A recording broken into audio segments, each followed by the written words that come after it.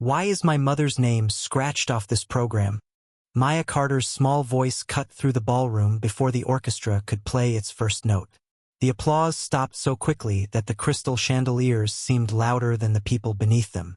Billionaire William Ashford lowered his glass, his fingers tightening around the stem as the little black girl stood at the edge of the stage in a faded blue dress, holding a chipped wooden music box against her chest. Vanessa Whitmore smiled too fast and stepped toward her with both hands raised, as if calming a room instead of silencing a child. "Sweetheart, this is just a misunderstanding," she said softly. Maya looked down at the program, then back at the woman. "Then why is the paper torn exactly where her name should be?" 3 hours earlier, the Ashford mansion smelled of white roses, floor wax, and expensive perfume that did not belong in the servants' hallway. Behind the ballroom, where the walls were painted plain cream instead of gold, Maya sat on a wooden stool while her mother, Tasha Carter, knelt in front of her with a needle between her lips. The dress had once been part of something finer. You could see it if you looked closely. The blue fabric had a soft shine beneath the worn patches, and one strip at the hem was a different shade, carefully sewn in by hand, as if saved from another life. Tasha pulled the thread tight and whispered, "Stand still, baby." Maya stood very still. She was 9 years old, small for her age, with dark braids tied back by a ribbon that had been ironed flat so many times it no longer held its shape. In her arms was the wooden music box she was not supposed to bring downstairs. One corner was chipped. The brass latch was loose. When she moved, something inside clicked like a tiny heart trying to wake up. "Mama," Maya said, "if I'm not invited, why did you fix the dress?" Tasha paused with the needle half buried in the hem. From the other side of the wall came laughter, the bright, clean laughter of people who had never been asked to enter through the kitchen door. "Because Miss Evelyn would have wanted you to look nice," Tasha said. She did not look up when she said the name. Maya noticed that adults always thought children missed the small things, but Maya watched the way people swallowed words, the way hands closed around papers, the way smiles changed when someone powerful walked into a room. She had watched Vanessa Whitmore all morning, moving through the mansion in pearl earrings and a cream-colored gown, telling donors that the evening was for the children, while the children of the staff were told to stay behind the service curtain. Earlier, Maya had seen Vanessa near the registration table, bending over the printed programs with a silver letter opener in her hand. Vanessa had not ripped anything loudly. She had peeled a narrow strip from one page with slow, careful fingers, then folded it into her clutch before anyone turned around. Maya had only seen the corner of a name before it disappeared. Tasha. Now, as Tasha tied the final knot in the dress, the ballroom doors opened and a gust of music slipped into the hallway. Maya's music box answered with 3 faint notes by itself. Tasha froze. The needle dropped onto the floor with a tiny silver sound. "Do not open that here," she whispered. "Why?" Maya asked. Her mother reached for the box, but Maya stepped back once. Not rudely, just enough to protect it. For a moment, Tasha looked less like a maid in a black uniform and more like someone standing in front of a locked room from years ago. "Because some people don't want to remember what they buried," she said. Then the stage manager appeared at the service doorway holding a clipboard. "Staff stays behind the curtain until dessert," he said, not unkindly, but not warmly either. "Mrs. Whitmore's instructions." Maya looked past him into the ballroom. Every invited child wore satin, silk, or velvet. Their names were printed in gold beside their performances. One girl held a violin. Another had ballet shoes tied perfectly around her ankles. Maya looked down at her old dress, at the blue patch her mother's hands had sewn, then at the program tucked under the clipboard. There was a pale, rough line across one page where something had been removed. Not crossed out. Removed. Maya did not cry. She shifted the music box under one arm and quietly slid the damaged program from the stack when the man turned to answer someone behind him. At the very bottom of the torn page, one small piece of ink remained, no bigger than a grain of rice, but it was enough. The letters Ta were still visible beneath the glue. The letters Ta were still visible beneath the glue. Maya stared at them for a moment longer before sliding the program beneath her music box. Someone called her mother's name from the ballroom, and the sound made Tasha straighten immediately, wiping her hands on the sides of her uniform. Years of working in the mansion had taught her how quickly a delayed response could become a complaint. "Stay here," she said softly. "And please, baby, don't let anyone see that paper." Maya nodded, but she did not promise. She watched her mother disappear through the service entrance carrying a silver tray, her shoulders square even though she looked tired. The music from the ballroom drifted down the hallway again. Violins, laughter, the clink of crystal glasses. It sounded like a different world only 30 feet away. Maya looked back at the damaged program. The torn edge was too clean, not ripped in anger, removed carefully, deliberately. Before she could think about it longer, a shadow crossed the doorway. Vanessa Whitmore stepped into the hallway. Her smile appeared first, the kind people trusted because it arrived before the words. "There you are," she said warmly. "I was wondering where our little detective went." Maya did not answer. Vanessa's eyes dropped briefly to the music box, then to the folded paper beneath it, then back to Maya's face. The movement lasted less than a second.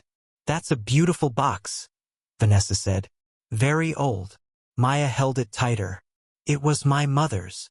"I'm sure it was." Vanessa's voice remained pleasant. "May I see it?"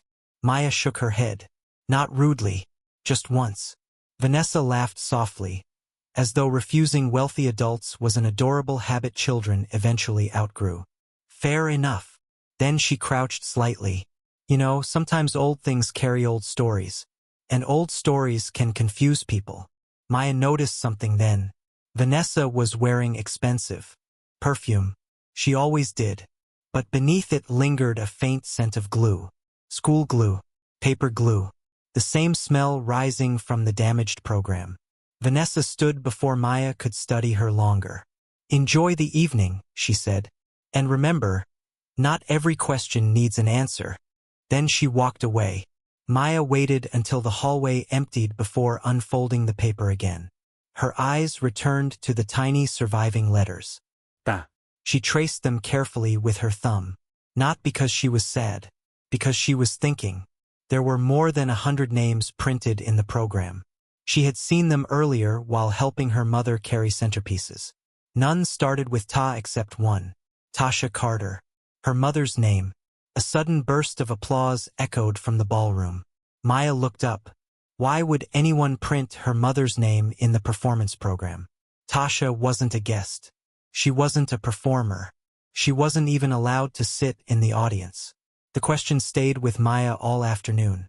As the gala filled, she moved quietly through the service corridors carrying water bottles, folding napkins, and helping wherever she could. Children often became invisible in places like this. Adults stopped watching after a while. That was how Maya noticed things. Near 6 o'clock, she passed the registration desk. 2 volunteers were checking guest names on tablets. One of them frowned. "That's strange," the woman muttered. "I thought there were 32 performers." Her coworker glanced at the screen. "There are 31. "No, this morning there were 32. The second woman shrugged. "Maybe somebody canceled." Neither seemed concerned. Guests continued arriving. But Maya slowed her steps. 32. Then 31. A missing name. Later, while delivering folded menus near the ballroom entrance, she spotted William Ashford for the first time that evening. The billionaire stood beside a floor-to-ceiling portrait of his late wife, Evelyn. Donors approached him constantly. Lawyers, executives, politicians. He smiled when required, shook hands when expected. Yet every few minutes his eyes drifted back toward the painting, like someone checking whether a door remained closed. Maya noticed something else. Vanessa approached him carrying a champagne flute. William declined the drink politely. Vanessa smiled. But as she turned away, her expression vanished before she reached the next guest. It disappeared too fast, like a mask being removed in an empty room. Maya filed that away. Children remembered strange things. As evening settled outside the mansion windows, Rain began tapping softly against the glass. Somewhere in the service wing a television played the local news. Somewhere else a dishwasher hummed. For a few minutes everything felt ordinary. Then Maya heard her mother's voice from inside a storage room near the stage. Not talking. Arguing. Quietly. Maya stepped closer. The door wasn't fully shut. Through the narrow gap she saw Tasha standing beside a metal shelf. Across from her stood an older man from the event staff holding a clipboard. "I already told you," he whispered nervously. "Your name was there this morning." Tasha's face had gone pale. "Then why was it removed?" The man looked toward the hallway before answering. "Because Mrs. Whitmore personally ordered a reprint at 11:37. Maya's heart slowed. Then the man added one more sentence. "And she told the printer to make sure no record of the original version remained." And she told the printer to make sure no record of the original version remained. The words lingered in the narrow storage room long after the man stopped speaking. Maya stayed perfectly still outside the door. She could hear the faint hum of the refrigeration unit nearby and the distant swell of orchestra music from the ballroom. But neither sound seemed real anymore. Inside, her mother lowered her eyes. "It was 20 years ago," Tasha said quietly. "I don't even understand why my name matters now." The older man looked uncomfortable. He shifted the clipboard under his arm. "Maybe it doesn't," he said too quickly. "Maybe it's nothing." But people did not destroy records because they meant nothing. Even at 9 years old, Maya understood that. The conversation ended when footsteps approached down the hallway. Maya slipped away before either adult could find her listening. A few minutes later she stood alone near the stage entrance, holding the folded program against her chest. Guests were taking their seats now. Crystal glasses sparkled beneath soft golden lights. Servers moved silently between tables carrying trays of salmon, filet mignon, and roasted vegetables. Everything looked perfect. That was what made the wrong things easier to see. Maya's eyes drifted toward the ballroom floor. William Ashford was speaking with a senator near the front table. He smiled politely, nodded at the right moments. But every few seconds his gaze wandered elsewhere. Toward the portrait, toward the stage, toward something only he seemed to notice. Then Maya saw it. Vanessa Whitmore crossed the room carrying her phone. She stopped near one of the event coordinators and showed him something on the screen. The man frowned. Vanessa spoke briefly. The coordinator nodded. A moment later he walked directly to the sound booth. Maya watched him hand over a printed sheet. Another change. Another instruction. Another thing nobody else seemed interested in questioning. Curiosity pulled her closer. Children were often ignored in places full of important adults. Maya passed behind a row of decorative plants and reached the side of the sound booth, just as the technician stepped away to answer a radio call. The printed sheet was still lying on the counter. Maya glanced down. Most of it was technical notes for the performances. Song titles, lighting cues, microphone settings. But one line had been added separately at the bottom. If child identified as Maya Carter approaches stage, notify Mrs. Whitmore immediately. Maya stared at the sentence. Not if she caused trouble. Not if she interrupted the program. Just if she approached the stage. A chill crawled slowly up her arms. She folded the image into her memory and stepped back before anyone noticed her reading it. The orchestra began tuning. Guests settled into their chairs. Across the room, William finally sat down at the main table beneath Evelyn's portrait. A server approached with a tablet containing the evening schedule. William signed off on the final order without looking closely. Then something caught his attention. He paused, scrolled back, looked again. The performance list showed 31 names. For a second his expression changed. Not dramatically, just enough for someone watching carefully to notice. He tapped the screen once. "I thought there were 32 performers," he said. The server blinked. "I'm not sure, sir." William said nothing else. But he took a screenshot before handing the tablet back. Maya saw that. The billionaire had noticed the same missing number. He just didn't know what it meant yet. A few minutes later, as guests began applauding the opening remarks, Maya slipped into the shadow behind the curtain. She opened her music box and carefully examined the faded photograph hidden inside. She had looked at it hundreds of times before. A smiling young woman. A dance pose. A bright summer day. But tonight something felt different. Maybe because she had started looking for what wasn't there. The lower corner had been torn away years ago. Most people would have ignored it. Maya didn't. She tilted the photo toward the stage lights. Tiny traces of another figure remained along the ripped edge. Part of a shoulder, a sleeve, and what looked like the end of a handwritten name. Only 3 letters survived. S. Maya's breath caught. At that exact moment, from the ballroom beyond the curtain, she heard Vanessa Whitmore laugh. The sound was warm, elegant, perfectly practiced. But when Maya looked up, she saw Vanessa staring directly at the music box in her hands. And for the first time all evening, Vanessa's smile disappeared before anyone else could see it. And for the first time all evening, Vanessa's smile disappeared before anyone else could see it. The expression vanished so quickly that most people would have missed it. Maya did not. Children who spent their lives around powerful adults learned to notice the moments between faces.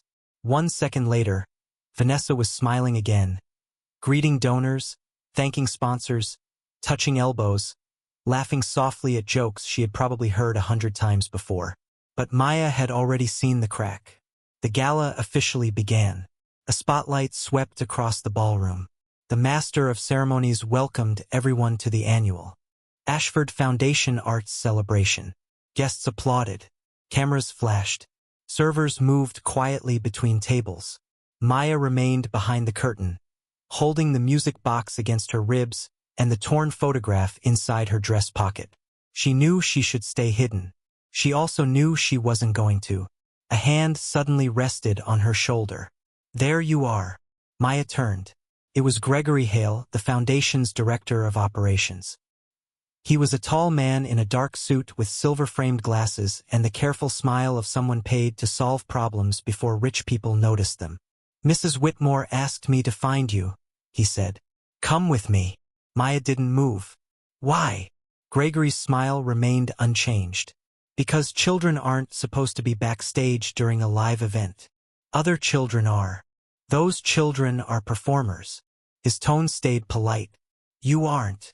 Maya looked past him toward the stage. Rows of girls in satin dresses waited near the entrance. Some were younger than she was. One of them held a ballet ribbon. Another clutched a violin case. None were being escorted away. Gregory noticed where she was looking. "This isn't personal," he said smoothly. "There are procedures." Maya almost laughed. Not because it was funny. Because every unfair thing she had ever seen seemed to come wrapped in the word procedure. Gregory guided her toward a side hallway leading away from the ballroom. Not forcefully, not rudely, just firmly enough to remind her who belonged and who didn't.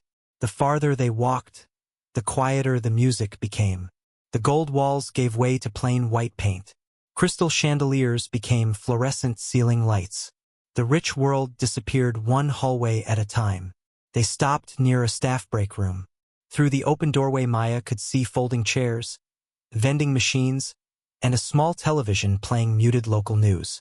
Gregory crouched slightly to her level. "Listen," he said. "Mrs. Whitmore asked me to make sure you enjoy the evening somewhere comfortable. We have refreshments, desserts, a television." He slid a small envelope from inside his jacket. "And this is for you." Maya stared at it. "What's inside?" "A gift card." Gregory smiled. $100. Maya looked at the envelope, then at the music box in her hands. "Why?" For the first time Gregory hesitated. "Only briefly. Because Mrs. Whitmore appreciates your cooperation." Maya did not take it. The silence stretched. Somewhere down the hallway a washing machine rumbled behind a service door. Water pipes clicked inside the walls. Gregory waited. Maya finally asked, "If I don't matter, why does she keep sending people to find me?" The question landed harder than either of them expected. Gregory's smile flickered, just once. Then he stood. "No one is trying to stop you," he said. We're simply trying to keep the evening organized. Maya looked directly at him. Then why is my name written in the sound booth instructions?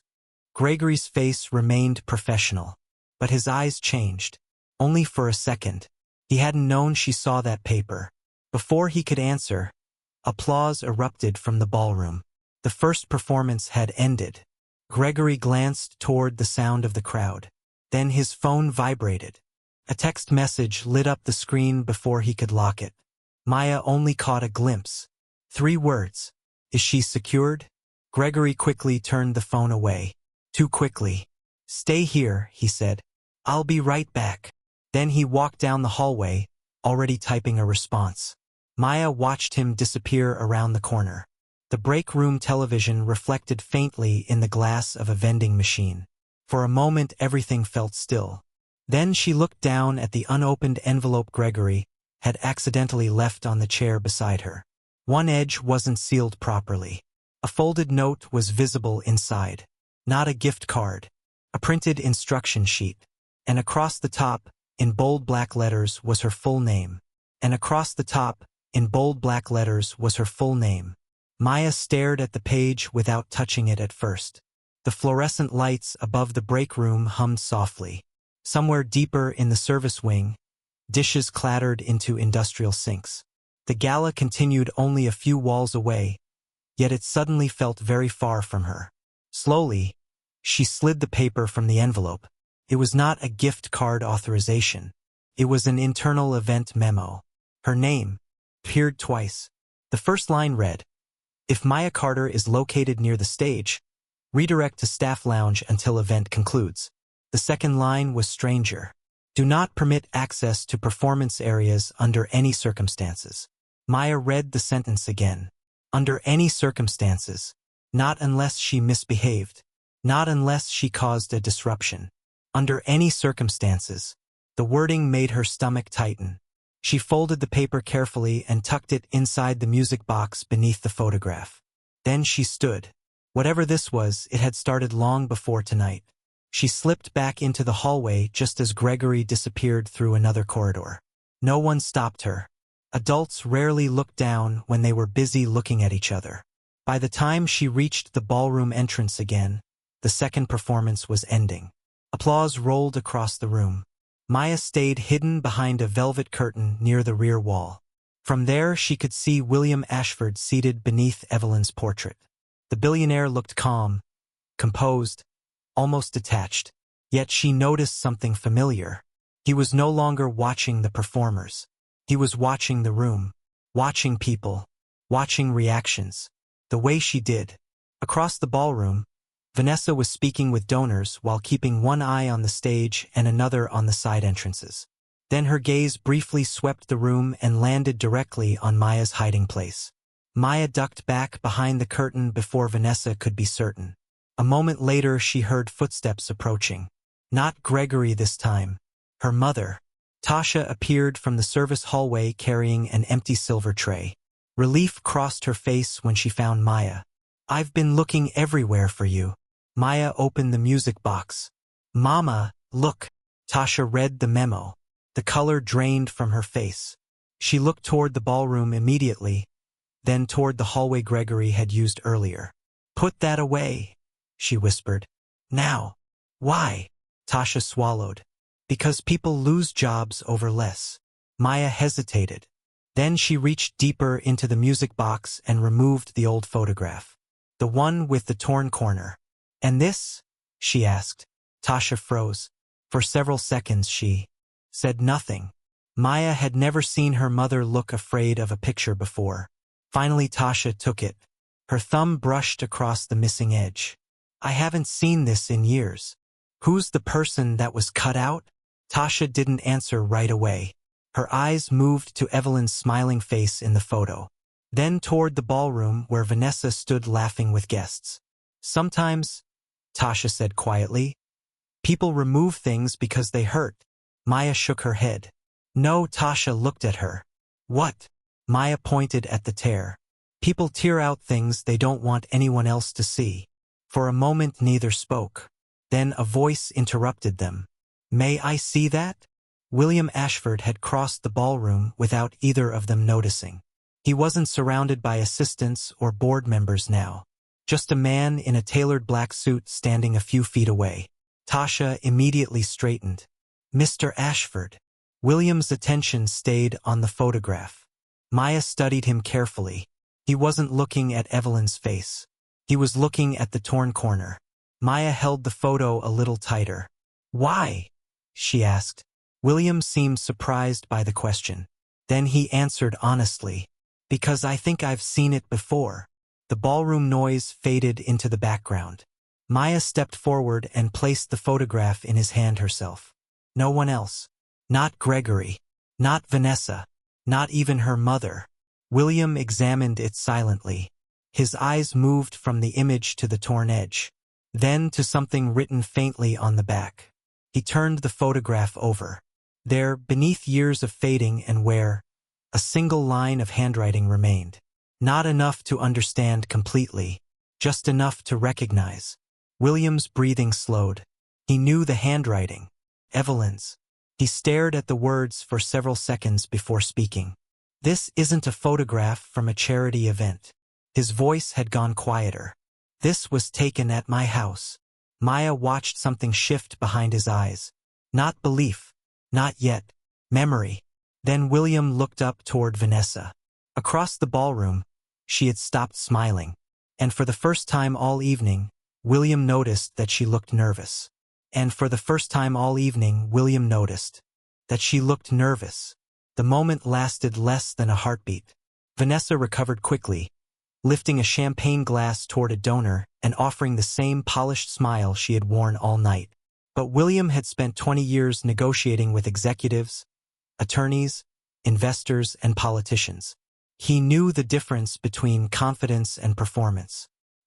He handed the photograph back to Maya carefully, as though it weighed more than paper should. Keep this safe, he said. Maya nodded immediately and slipped it back into the music box. She did not ask for money. She did not ask for a favor. She only looked at him and said, "My mama didn't do anything wrong." The simplicity of the sentence hit harder than a speech. William looked toward Tasha. She lowered her eyes at once, not from guilt but from habit. The habit of people who had spent years apologizing for taking up space in rooms that were never built for them.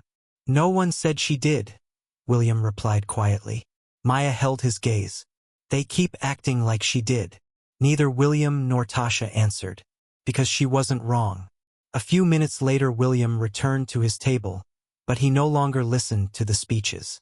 While guests applauded another performance, he took out his phone and sent a single text message. Come to the West office. Now. The message went to Daniel Pierce, his personal attorney. Not the foundation's attorney. Not anyone connected to the gala. His attorney. 20 minutes later, while the event continued downstairs, William stood in a private office overlooking the rain-soaked gardens behind the mansion. Water traced slow paths down the tall windows. Somewhere beyond the closed door, music drifted faintly through the building. Daniel Pierce entered carrying a tablet. You sounded concerned. William handed him the photograph. I want everything connected to this image. Daniel studied it briefly. Tonight. Tonight. Daniel knew him well enough not to argue. He enlarged the photograph on the tablet screen and examined the back.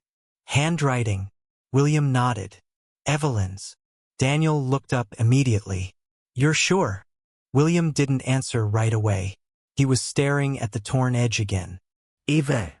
Seen her handwriting every day for 20 years. Daniel's expression changed. Then why was part of the photo removed? William looked out at the rain. That's what I want to know. An hour later the first results began arriving. Not dramatic revelations. Small things. Fragments. A scanned personnel file. Archived foundation records. Employee rosters from nearly a decade earlier. William sat alone reviewing them while the gala continued below. Then he found something. Tasha Carter's personnel file. Hired 14 years ago. Temporary assistant for the Evelyn Ashford Community Arts Initiative. William blinked. He opened the file again. Then a third time. He remembered the initiative. Or at least he thought he did. Evelyn had talked about it constantly during her final year. Free music classes, dance programs, scholarships for children whose families couldn't afford private lessons. William remembered donating money, attending one fundraiser, smiling for photographs. Then life became complicated. Evelyn became sick.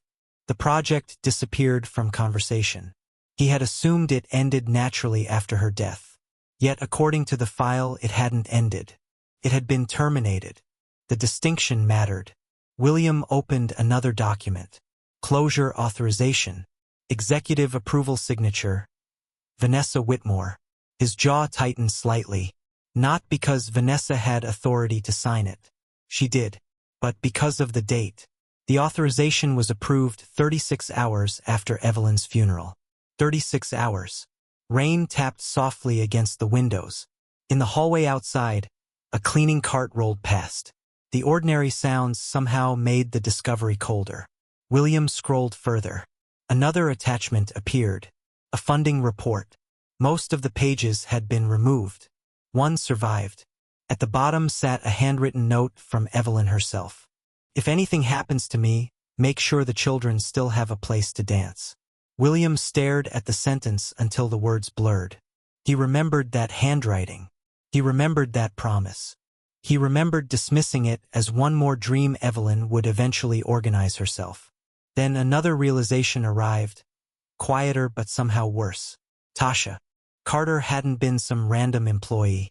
She had worked directly with Evelyn, year after year, and William couldn't remember speaking more than a few sentences to her. Not once. Not after all those years. He sat back slowly. Across the room his phone lit up with a new message from Daniel Pierce. Attached was an archived event photograph from 13 years earlier. Evelyn stood smiling beside a group of children. Tasha stood next to her. And on the far edge of the image, partially hidden behind the crowd, was Vanessa Whitmore, staring directly at the camera. The timestamp beneath the photo made William's chest go cold. Because it proved something impossible. Vanessa had claimed for years that she was never involved in Evelyn's arts program. The photograph said otherwise. And suddenly William realized he might not have been ignoring a forgotten project all these years. He might have been believing the wrong person. He might not have been ignoring a forgotten project all these years. He might have been believing the wrong person. William remained seated in the private office long after the gala music faded into distant echoes through the mansion walls. The photograph stayed on the desk in front of him. Evelyn, Tasha, Vanessa. 3 people standing inside the same story. Yet for more than a decade, he had only been told about 2 of them. The realization settled heavily across his shoulders. Daniel Pierce stood beside the desk reviewing another file. "What do you want to do?" he asked quietly. William looked at the rain sliding down the dark windows. "Nothing." Daniel frowned. "Nothing? Not yet." William picked up the photograph and slipped it into a folder. If someone has been hiding the truth this long, they'll be careful. People make mistakes when they think they've already won. Downstairs, the gala entered its final hour. Guests continued drinking champagne beneath crystal chandeliers, while a string quartet played near the ballroom entrance. Nobody suspected the balance of the evening had already begun to shift. William returned without explanation. Vanessa noticed immediately. She always noticed where William was. "Everything all right?" she asked warmly as he approached the main table. "Perfectly." William pulled out his chair. "Enjoying the evening?" Vanessa smiled. "Of course." Her answer came too quickly. William simply nodded. "No acquiescastion. No confrontation." Nothing she could defend herself against. Across the room, Maya sat with her mother near a service corridor, eating a slice of cake from a paper plate. She wasn't supposed to be there, but neither Gregory nor anyone else had tried moving her again since William had spoken to her. That mattered. Tasha noticed it too. "You should finish your cake," she said gently. Maya poked at the frosting. "Manga." "Yes. When people lie for a long time, do they forget what really happened?" Tasha's fork stopped halfway to her mouth. "Sometimes." Maya thought about that. Then maybe they tell the wrong story by accident. Before Tasha could answer, Daniel Pierce appeared. "Mr. Ashford would like a word." Tasha immediately looked nervous. Maya simply stood up. A few minutes later, they entered a smaller reception room adjacent to the ballroom. Nothing dramatic, just a quiet space with leather chairs, family photographs, and a fireplace that hadn't been lit in years. William was alone. On the coffee table sat a single folder, closed, untouched. A glass of water rested beside it. No one drank from it. "Maya," William said, "I have a question." Maya nodded. "Okay." William leaned back slightly. "Earlier, you said Mrs. Whitmore looked at your music box." "She did." "How many times?" Maya answered immediately. "3. William exchanged a brief glance with Daniel. "You're sure?" "Yes." "How?" Maya looked surprised by the question. "Because she touched her necklace every time." Silence filled the room for a second. "Her necklace?" Maya nodded. "The pearl one." She pointed to her own collarbone. "Whenever she saw the box, she touched it first." William said nothing. Daniel quietly made a note. Then William asked another question. "Did she say anything?" Maya thought carefully. "Not the same words." "What do you mean?" Maya looked toward the window. "The first time she said old stories confuse people. The second time she asked if I still had the box. The third time, she hesitated. She thought I couldn't hear." William remained completely still. "What did she say?" Maya remembered perfectly. Children's memories often held things adults dismissed.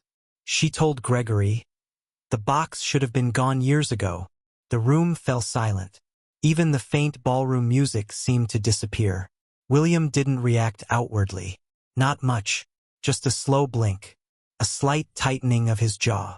Then he opened the folder on the coffee table. Inside were several enlarged photographs. One showed Evelyn at an arts workshop. Another showed Tasha standing beside her.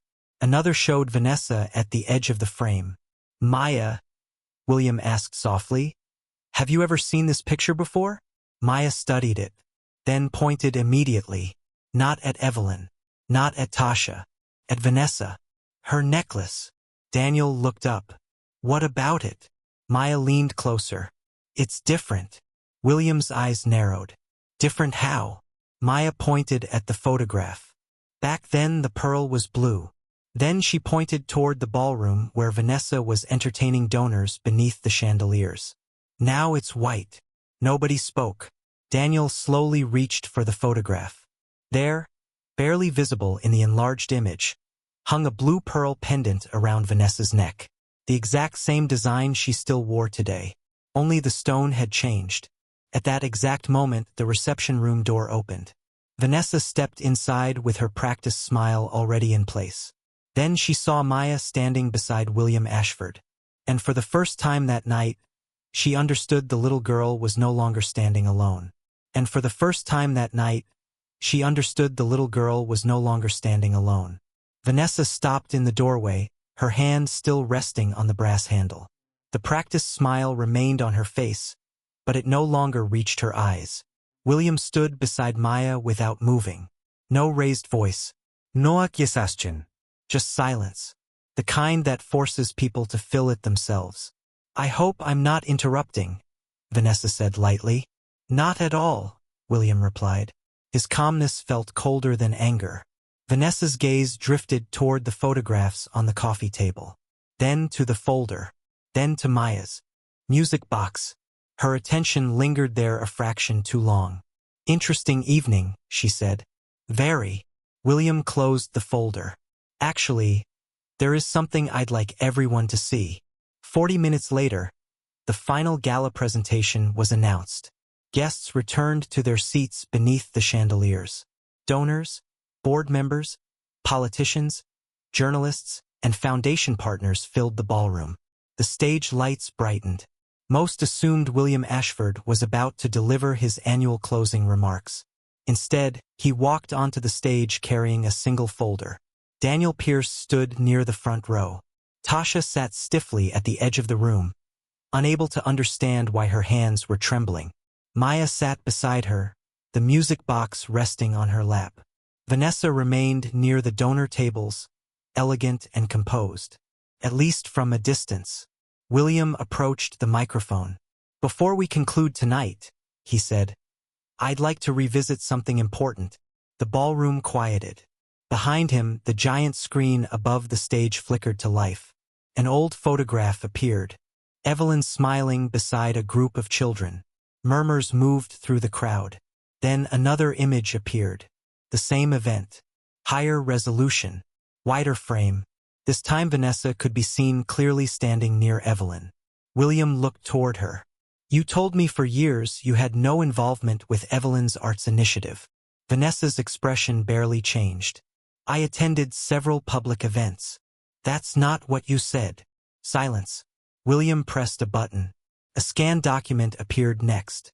Closure authorization. Evelyn Ashford Community Arts Initiative. Signed by Vanessa Whitmore 36 hours after Evelyn's funeral. Several board members exchanged uneasy looks. Vanessa stepped forward. "William, there are explanations." "I know." His voice remained steady. "That's why I kept looking." Another document appeared. Then another. Personnel records. Funding reports. Missing program revisions. Event instructions specifically naming Maya Carter. Guests began whispering openly now. Vanessa folded her hands. "Those are administrative decisions. Nothing more." William didn't argue. Instead he turned toward Maya. "Would you bring me the music box?" Every head in the room followed her. Maya stood slowly and walked to the stage. No spotlight had followed her all evening. Now every light in the ballroom seemed to. She handed William the box. Then she pointed to the photograph hidden inside. "Show them the back," she said quietly. William removed the photograph and projected it onto the screen. The faded handwriting appeared larger than life. Several words remained unreadable. One sentence did not. The room fell silent. "For the girl who remembered when others chose to forget." Evelyn Ashford. William stared at the screen, then at the photograph in his hand. Then at Maya. He remembered dismissing Evelyn's concerns about the program.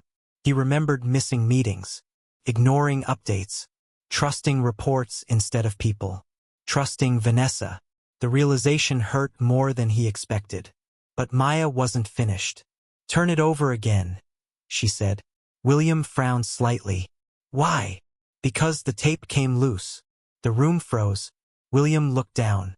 A tiny strip of aged tape was lifting from the torn edge of the photograph. Something nobody had noticed. Carefully, he peeled it back. A second piece of paper emerged from beneath the damaged corner. Hidden for years. Daniel Pierce stood up so quickly his chair scraped the floor.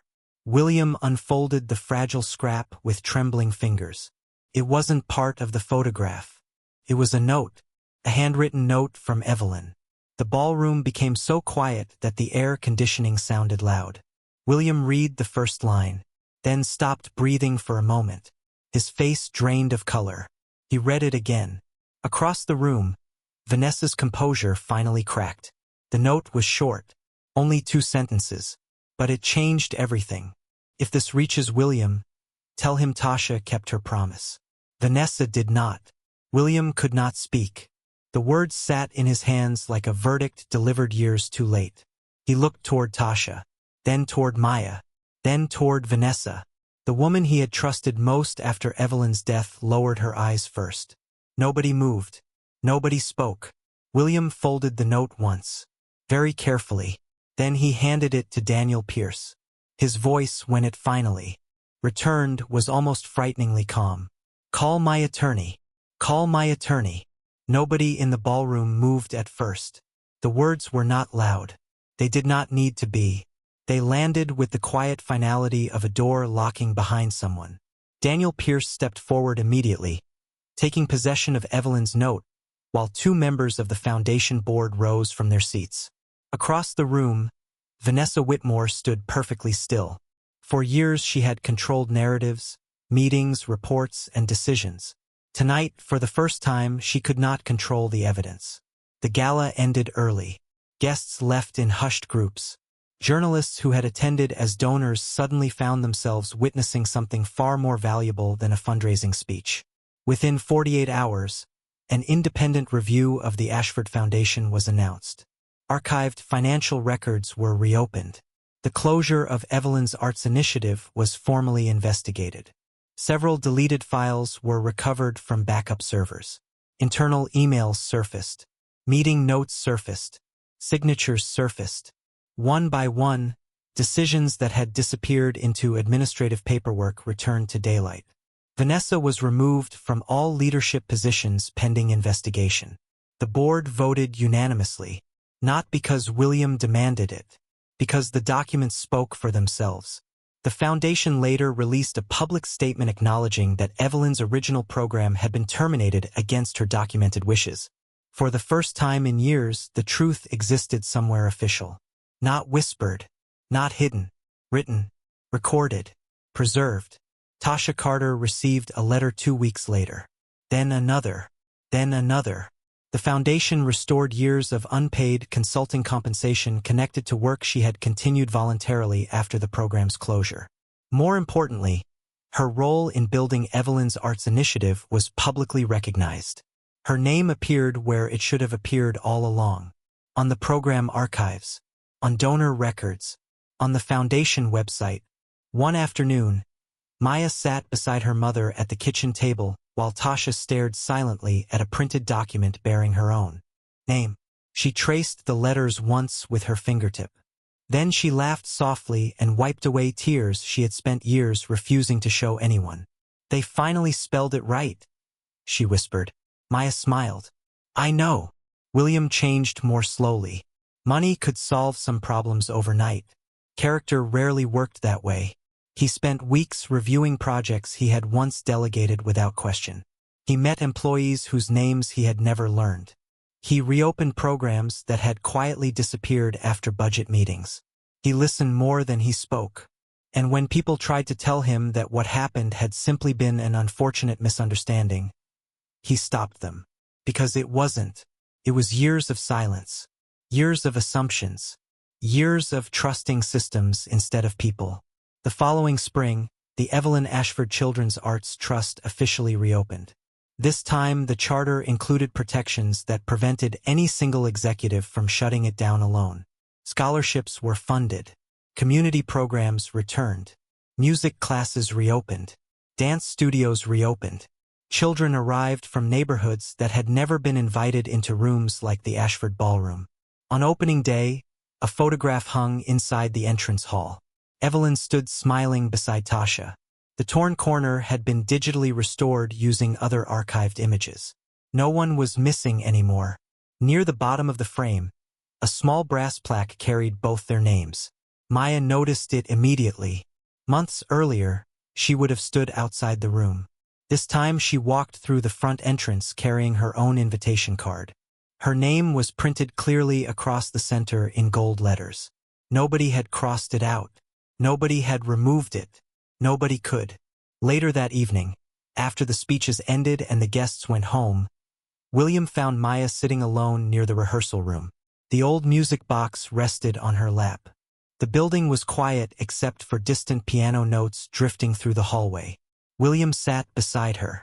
Neither spoke for a while. Finally, Maya opened the box and listened to the familiar melody. "Mr. Ashford?" she asked. "Yes. Do you think Miss Evelyn would be happy now?" William looked toward the restored photograph hanging across the room. For a moment he couldn't answer. Then Maya closed the music box gently and smiled.